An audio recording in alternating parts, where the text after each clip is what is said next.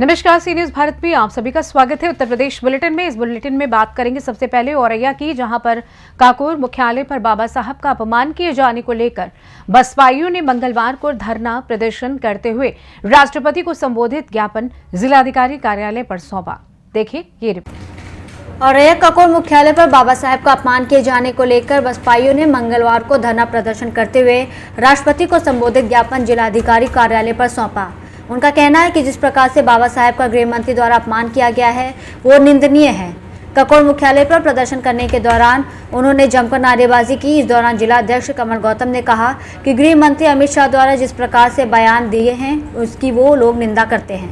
कहा कि बाबा साहब ने दलितों शोषितों को जीने का अधिकार दिया है और उन्होंने कहा कि गृह मंत्री द्वारा ही संविधान को लागू कराना और सभी व्यवस्थाओं को देखना होता है, फिर भी इस प्रकार का बयान देना गलत है, जिसके कारण उनका समाज आहत है। इसलिए उनके द्वारा जिलाधिकारी को ज्ञापन सौंपा गया है। इस दौरान बसपाइयों ने प्रदर्शन करते हुए नारेबाजी की। जिलाध्यक्ष ने कहा कि बाबा साहब का नाम लेने से ही दलितों को मुक्ति मिली है। बाबा साहब ने भारतीय संविधान के द्वारा दबे कुचले लोगों को नई राह दिखाई, तब जाकर लोग उन्हें आदमी मानने लगे। कहा कि इस टिप्पणी से बहुजन समाज पूरी तरह से आहत है और कहा कि गृह मंत्री के ऊपर कार्रवाई की जाए। भविष्य में इस प्रकार की कोई टिप्पणी ना की जाए जिससे कि किसी भी समाज को ठेस पहुंचे। इस मौके पर 1 सैकड़े से अधिक बसपाई मौजूद रहे।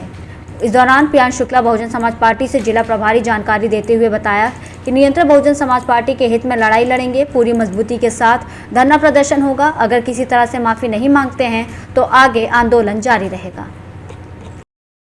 अगर मुख्यालय में धरना प्रदर्शन है, क्या उद्देश्य, क्या कहना चाहिए?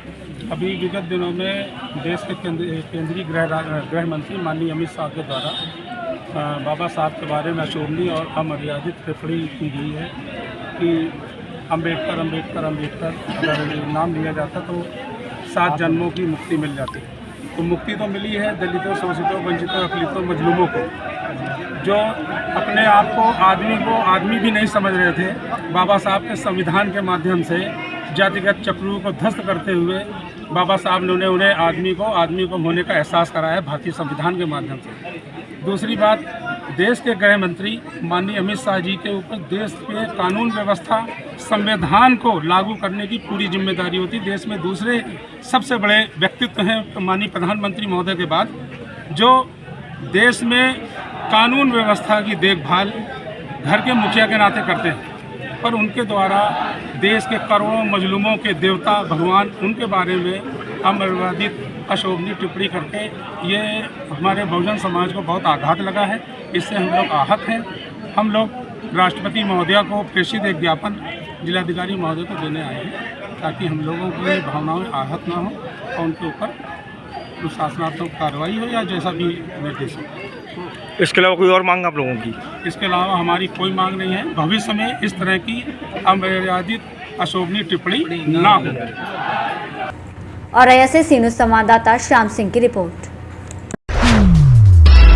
रुक करेंगे एटा की ओर, जहां आवागढ़ के राजमाता पब्लिक सीनियर सेकेंडरी स्कूल में वार्षिक प्रदर्शनी का हुआ शुभारंभ। आप भी देखिए। आवागढ़ के राजमाता पब्लिक सीनियर सेकेंडरी स्कूल में वार्षिक प्रदर्शनी का हुआ शुभारंभ। बता दें कि विद्यालय के मैनेजिंग ट्रस्टी राजा अनिरुद्ध पाल सिंह और युवराज अमरीश पाल सिंह द्वारा प्रदर्शनी का फीता काट कर शुभारंभ किया गया, जहां विद्यालय के छात्र छात्राओं द्वारा तैयार किए गए विभिन्न आकर्षक project, rangoli, Christmas tree, yoga और संगीत आदि का अवलोकन किया गया। विद्यालय में अध्ययनरत विद्यार्थियों के अभिभावकों द्वारा बच्चों द्वारा तैयार किए गए आकर्षक मॉडल और प्रोजेक्ट का अवलोकन कर जमकर सराहना की गई।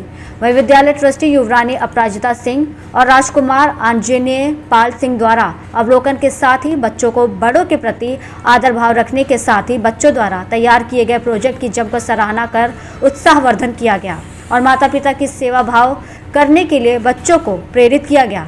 इस दौरान आगंतुकों का धन्यवाद ज्ञापन विद्यालय के प्रधानाचार्य विनीत कुमार पालीवाल और उप प्रधानाचार्य ऋचा जैन द्वारा किया गया। इस अवसर पर शिक्षक के पालीवाल, अमित दुबे, हरि दीक्षित, शिल्पी रेखा, राहुल, संजय सिंह आदि मौजूद रहे। एटा से सी न्यूज संवाददाता अजय अगरिया की रिपोर्ट। ले चलेंगे आपको महाराजगंज जनपद के घुगली थाना क्षेत्र, जहां पडरी खुर्द गांव में सिलेंडर से फैली एलपीजी गैस में आग लग गई और घर के बाहर अलाव के पास बैठे 8 लोग झुलस गए। आखिर क्या था पूरा मामला, देखिए। महाराजगंज जनपद के घुगली थाना क्षेत्र के पड़ी खुर्द गांव में सिलेंडर से फैली एलपीजी गैस में आग लग गई और घर के बाहर अलाव के पास बैठे 8 लोग झुलस गए। आग लगने की घटना से हड़कंप मच गया। आग से झुलसे ग्रामीणों को एम्बुलेंस से जिला अस्पताल ले जाया गया, जहां पर डॉक्टरों ने 2 गंभीर रूप से घायल बच्चियों को गोरखपुर मेडिकल कॉलेज रेफर कर दिया है। आग की चपेट में आने से 6 बच्चियां, एक बुजुर्ग महिला समेत एक बच्चा झुलस गए हैं।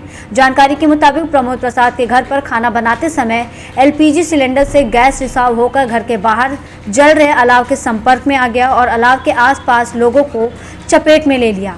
अलाव के आसपास खेल रहे और आग सेक रहे बच्चे और कुछ वयस्क उसकी चपेट में आकर झुलस गए। इस घटना से गाँव में अफरा तफरी मच गई। काफी मशक्कत के बाद आग पर काबू पाया गया। गैस से आग लगने की सूचना पर घुगली पुलिस घटनास्थल पर पहुंची, मामले की हकीकत में जुटी हुई है। खाना खोलने के लिए खोला गया, पाइप फटा हुआ था, वो लीकेज हो गया है।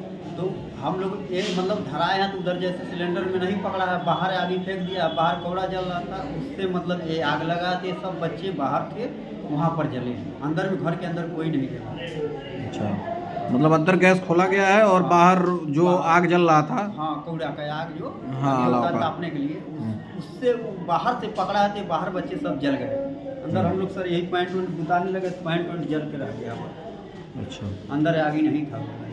अच्छा, उसका जो है गैस निकल रहा था, तो आप लोगों को महसूस नहीं हुआ कि गैस निकल रहा था? हमको महसूस नहीं हुआ। महसूस होता तो हम लोग बंद कर देते तुरंत। अच्छा, कौन कौन जला? महाराजगंज से सी न्यूज़ संवाददाता अंगद शर्मा की रिपोर्ट। बात होगी मैनपुरी की, जहां एक मंदिर की जमीन पर रातों रात बाउंड्री वॉल बनाकर किया गया कब्जा। वहीं पीड़ित ने जिलाधिकारी से लगाई न्याय की गुहार। देखिए रिपोर्ट। जहां एक तरफ उत्तर प्रदेश के मुख्यमंत्री योगी आदित्यनाथ मंदिरों को सुरक्षित कर रहे हैं, वहीं उत्तर प्रदेश के मैनपुरी जनपद के थाना बेवर के ग्राम जसवंतपुर का है मामला, जहां पर कई साल पुराना मंदिर शंकर जी का है, जिस पर कुछ दबंग लोगों ने रातों रात सीमेंटेड बाउंड्री वॉल बनाकर कब्जा कर लिया है। जब ग्रामीणों ने इसका विरोध किया तो मंदिर तोड़ने की झूठी शिकायत पुलिस से कर डाली। ग्रामीणों ने बताया कि दबंग की एक बहन उत्तर प्रदेश पुलिस में कांस्टेबल पद पर कार्यरत है, जो जब भी छुट्टी लेकर आती है तो ग्रामीणों को गाली गलौज और धमकी देती है, जिससे ग्रामीणों में भय व्याप्त है। ग्रामीणों का कहना है कि अगर मंदिर की जमीन को प्रशासन द्वारा कब्जा मुक्त नहीं कराया गया तो दबंग लोगों के हौसले बुलंद होंगे। स्थानीय लोगों ने क्या कुछ बताया, आप भी सुनिए। क्या है आपका? नीलम। नीलम, कौन सा गांव है? जसवंतपुर। मामला क्या है? मामला ये है, ये मंदिर की जगह है, इन्होंने दीवार कर ली है और उस दिन ये दीवार हुई थी, यहाँ पर इनने गुंडे बुलाए थे, इसमें बिठाए थे। गद्दे भी लेके आए, परसों देके आए गद्दे, कल भी आए, 10-12 आदमी लेके आए। क्या नाम है? नाम क्या है इन लोगों के? इनका नाम अमित दुस्मरा रहते हैं, इन कलर का। अच्छा, और एक का अनिल है, और अजीत हैं, और रंजे। अच्छा, कैसे व्यक्ति हैं? क्या उनका बैकग्राउंड क्या है? कैसे लोग हैं ये तो किसी को बात भी नहीं करने देते हैं। निकल के जाओ गली तमन, इनकी बीवी पुलिस में लगी है, वो ये बोलती है, ये बोलते हैं ये लेडीज को तो लेडीज पुलिस बुला के पिटवाऊंगा। हाँ, तो गांव में ये कब से ये इस तरीके का आतंक फैला है? इनकी लेडीज लगी है तब से। सभी के साथ ऐसा व्यवहार करते हैं कि आप लोग? हमारे परिवार के पीछे ज़्यादा पड़े हैं ये। अब तक आपने कहीं शिकायत की इसकी? अभी तक तो नहीं की, अब की है। शिकायत कर चुके हैं आप? हाँ। मगर अभी तक कोई कार्रवाई हुई इन लोगों के खिलाफ? अभी तो नहीं, कल आए थे लेखपाल, अब कल की कह गए हैं। क्या मामला क्या है? मामला ये है सर, ग्राम पंचायत की जगह है और मेरे पति के खत्म हुई है। जब ग्राम समाज की जगह है, मैं और मेरा लड़का मेरे पढ़ाई कर रहा हूँ, तो इनकी बहू पुलिस में लगी तो मेरे लड़का को नाम ना धर्म सरित तो चाहता। अच्छा, आपको? हाँ, मेरा लड़का पढ़ाई कर रहा हूँ, नौकरी तैयारी कर रहा हूँ, अपने कछू करें चाहे अपना महल उठवाएं चाहे कछू करें, हमें मतलब नहीं। हम तो हमारा आदमी दान रही हुआ जगह, वे अपने महल उठाएं चाहे कछू करें, हमें मतलब नहीं। लेकिन मेरे और मेरे लड़का को बीच में नाम ना आवे। जा चाहते हैं कि इनको लड़का को नाम आइए, बस नौकरी ना लगे इनके लड़का की, ये चाहता ये लोग। अच्छा, आपको जब हम हमारो लड़का को गौ ना ना मैनपुरी गौ ना यहाँ कछू आए ना पुलिस आए, कछू नहीं काऊ सामने जब कहा तो मेरे लड़का कल नाम क्यों रखो गौ? हम सिर्फ इतने के मारे आए। हमारे लड़का क्या नाम है आपका? हमारा नाम अनीता है, हम ग्राम जसवंतपुर की रहने वाली हूँ। क्या मामला क्या है? मामला क्या है, सरोजन मंदिर की जगह है, ये लोग मंदिर के नाम से कब्जा कर रहे हैं और दूसरों के लिए बहुत हानि पहुँचा रहे हैं। अच्छा, जब आप लोगों ने इसका विरोध किया तो क्या कहते हैं ये क्या लोग? कहते हैं हम पुलिस की धमकी देते हैं, कहती मेरी महिला पुलिस में लगी है, हम ये करवा देंगे वो करवा देंगे, और उल्टा केस ठोक देती है, रातों रात मंदिर तोड़ दिया और उल्टा केस लगा रही है। अच्छा, क्या चाहते हैं आप लोग? हम चाहते हैं ये जगह सब जगह खाली होनी चाहिए, सभी का इसमें वितरण होना चाहिए। ठीक। और नाम राम स्वरूप। अच्छा, कौन सा गांव है ये दादा? और जसवंतपुर। अच्छा, ये बताइए जो सामने जगह है, काय की जमीन है? जगह तो नंबर है 584, लेकिन नंबर है बढ़ती इनको बैनामा जामा है 15 बजे तो हमें 7:30 बजे इनको बैनामा है, और जो है ग्राम समाज वाली जगह सवरी कब्जा करे हैं जबरदस्ती, और काऊ को में नित्य नहीं दो चाह जो कुछ है सब इन्हीं को है, सब कहने को मतलब ये है, और किसी को नहीं काऊ को, सब इन्हीं को है कि हाँ। और बस जाई बात को विवाद है, और कोई बात विवाद है नहीं कि जबरदस्ती अपना मना आता है घुड़की दे दे, मना आता है मरबे की धमकी दे दे, तो मना तब दौड़ पत्ता, और इनकी एक बहू है सो कहना पुलिस हम आएगी सो बात ताकि हमारे हाल पुलिस फोन कर दे। कहाँ पर तैनात है? कहाँ तैनात है? अब हम एक ही नहीं मालूम कहाँ पे आएगी, हमें अलीगढ़ है। मैनपुरी से सी न्यूज़ संवाददाता कुलदीप दीक्षित की रिपोर्ट।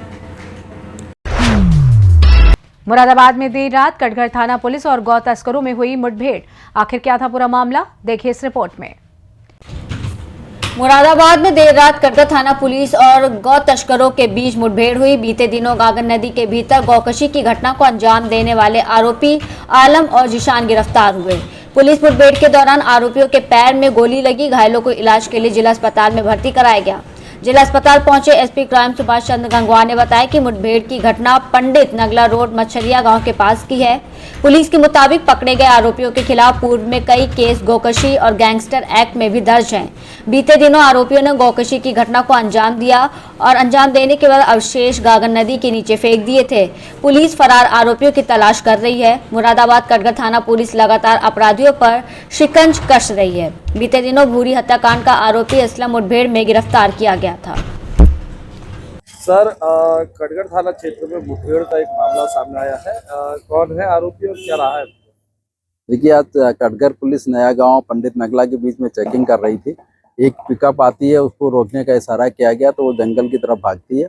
आगे एक बिजली के खंभे पे टकराने के बाद बदमाश उससे उतर के भागते हैं और फायरिंग करने लगते हैं। उसमें पुलिस ने जब आत्मरक्षार्थ फायरिंग करी है तो 2 बदमाशों की गोली लगी है।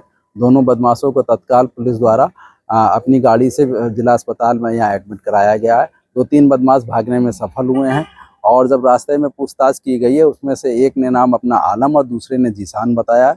दोनों द्वारा बताया गया कि वो पूर्व में भी जेल जा चुके हैं गौकशी के मामले में, उन पे कई मुकदमे और गैंगस्टर का भी मुकदमा उन पे। मुरादाबाद से सी न्यूज़ संवाददाता मौशिन सिद्दीकी की रिपोर्ट। फिलहाल इस खास बुलेटिन में बस इतना ही। देश दुनिया की तमाम बड़ी खबरों को जानने के लिए जुड़े रहिए सी न्यूज़ भारत के साथ। हर खबर आपके साथ, आपके हाथ।